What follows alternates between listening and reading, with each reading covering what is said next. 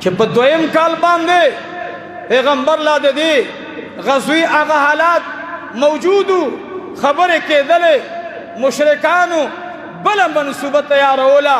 دریم کال کې ور باندې احد راغی.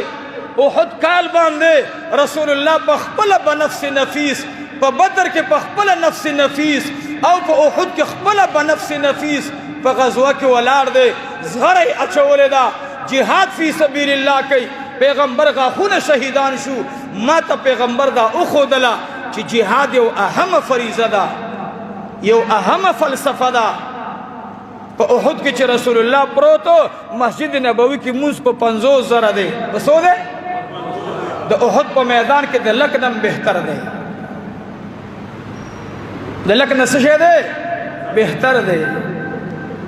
په څلورم کال پیغمبر د بنو قریظو خلاف توره راواغسته.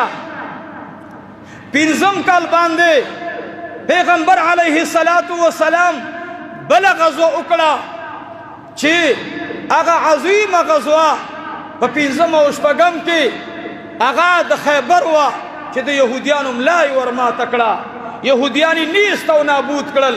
د هغوی مال چې کوم دی صحابو ته غنیمت کې پاتې شو. په اووم کال غزوه، په اتم کال